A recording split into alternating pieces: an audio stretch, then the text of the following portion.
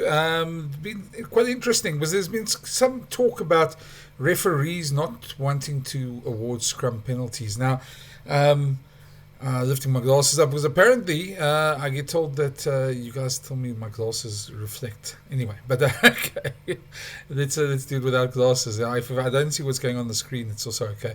But yeah, basically, just there's been a lot of talk lately that referees don't want to reward the dominant scrum. Of course, we had the penalty, the change of law where you can't scrum off a free kick anymore. And that seems to have really tried to be targeting South Africa's obviously very strong scrum. But saying that, it was ignited again this week. Anyone who watched the Argentina game knows that the Box dominated the scrum from the beginning, but they only got the reward in the second half, and that was quite interesting. They've certainly got props that can demolish another scrum. Oxen Chair, Walker Lowe, Thomas du Toit, Jan Hendrik Wessels, just to name a few at the moment, and they can really do some damage. And the box scrum is really probably the strongest in the world, and we're probably going to see it the same again this weekend in Twickenham. But yeah, I don't know. It's been sort of filtering under the radar. This whole thing that are refs trying to depower the scrum. It was ignited this week again by Eddie Jones. Eddie's always good for a controversy, and he's always good listening to. He was on the Rugby Unity podcast, and him and Ewan McKenzie, the former Wallaby coach, another former Wallaby coach, also sort of questioned why the Box didn't get that first scrum penalty. It's a very interesting discussion. So let's have a listen to what they said, and then we're going to come back. And I got some expert advice again. Tupper Henning, who's been on this channel this week a bit, held a media briefing this week other than our chat. We spoke to a lot of journalists, and he was asked the same question. So we're going to come back to his, and he gave a very, very interesting answer. So stick around. But let's first go with Eddie and Ewan. First Ewan and then Eddie on the Rugby Unity podcast. Guys, go have a watch their podcast. It's a very good podcast to watch. But yeah, go have a check there. But this is them talking about why South Africa didn't get that first scrum. Their forward pack played pretty well. They got back to their the second show, talk about the second shove on their own ball and scrum time. I don't know how they didn't get a penalty on the first scrum of the game. I don't know what Gardner was thinking. I don't know. He didn't refuse to reward him. They'd pushed him back like 2 metres. But he started later in the game, so they got some pay out of their scrum dominance. But it was a game where the points, I agree with Eddie. I just don't know where the points came from. You just kept looking at the score. Now, at one point, I did look at the scoreboard, and it was like, I don't know, there was another 7 points. I didn't even remember it happening.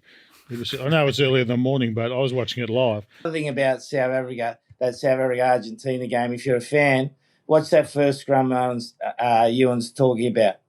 And if that's not a penalty, he says you've got to go up both sides. Well, it looked like they were going up both sides. The only thing that didn't go up was the turf in the ground. And that gives you an indication of how they're trying to referee the scrum. Yeah. They're trying to take the scrum out of the game, whether it be overtly or subvertly. They're trying to take the influence of the scrum out of the game. Yeah. The last thing on that, mate, I reckon it'll be interesting the next week. Like one close win, one big win, where the teams can back it up and double up. So it's very interesting because Eddie Jones and them have a point. It does feel that way from a fan's point of view. It's certainly, I don't think it is, but it certainly does feel that way. And the Box do have a scrum. Walker Lowe and Oxen Chair and Jan Hendrik Wessels and Thomas du Toit certainly have been putting on the screws on other teams this season, but haven't always been getting the reward. And I suppose that makes for some sort of discussion here. We've seen World Rugby want to speed up the scrums and they want to take less time, etc. And obviously it's a huge weapon for South Africa, and we love watching scrums. We all love it. We love it when the Box just get on top and they dominate and they get that push.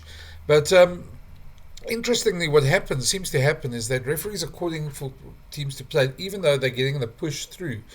Now, Tupper Henning, who I was I did a video with about Eben's try the other day that was disallowed, was on a URC round table on the same day, ironically. It just worked out that way.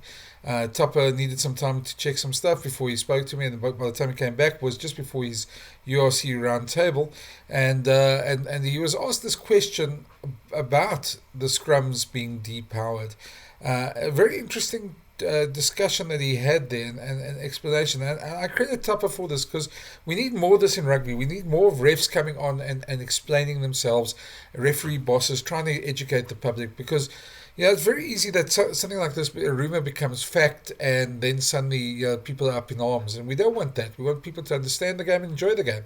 Yeah, not all decisions are going to go your team's way, but when they do, you should enjoy it. So yeah.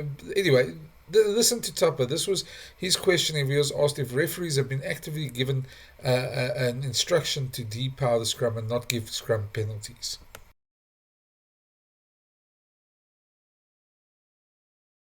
Good morning, Joe. Thank you so much. Thank you for that question.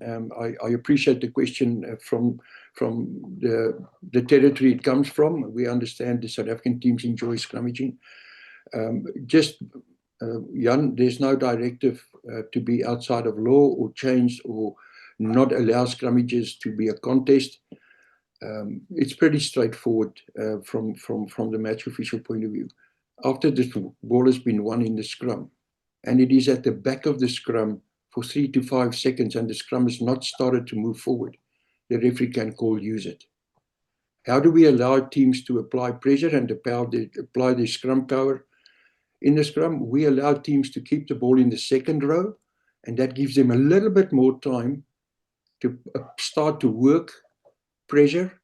We know scrum dominance doesn't come at the moment when you put the ball in. It is a process of applying pressure and pressure and pressure until the pressure breaks. We understand that as match officials, but the teams cannot sit there for a long time and wait for momentum to come. So we allow the teams to keep the ball in the second row and apply their pressure, and then they need to start to work the ball back if that forward momentum doesn't start to happen. Once it gets to the back of the scrum, and it's still not moving forward for 3 to 5 seconds, the referee then calls use it, and the team is expected to play the ball away in a reasonable time. Hope that answers your question, Jan. So there you have it. That seems to be the crux of the matter. And I don't know if that's filtered through to teams. And I know it's difficult when you're in the moment there in the box, obviously don't get that shove straight away. But the key to this seems to be keeping that ball under the second row's feet. If it goes to the back, they've got 3 seconds to release it, as Tupper says, so the teams need to adapt. And I think we're going to probably see a lot of South African teams trying to adapt to that this season. It's very interesting to get that point of view, and we're really thankful for Tupper for explaining it to us. But we have to. I suppose we're going to have to watch as it goes along in the season, in the November tests. Are refs consistent? And that's all we can really ask for, is that refs must be consistent in this regard. I hope that helps everybody. Let me know what you think. If you think it's the way it's being refereed. If it's not, what do you think the answer is? I think it was a very good answer by Tupper. What I'd want to see is consistency. And I don't think we always see that consistency. Anyway, that's it. If you haven't already, smash that subscribe button, hit the thumbs up, and if you want the notifications for when the videos come out, that bell thing as well helps to send you those notifications. I'm not very good on this call to action stuff, but if you can, please, we're trying to grow the channel, trying to do much. We'll be back on Sunday after the game with Nick Mallet again. A couple more things happening. I'm heading into the bush this weekend. Gavin, Rich, and I are going to be in Kruger Park. So we'll be coming to you straight after the game from there as well. So it should be very interesting. So yeah, thanks for watching again. Please leave those comments and smash that subscribe button. Chat to you soon. Cheers.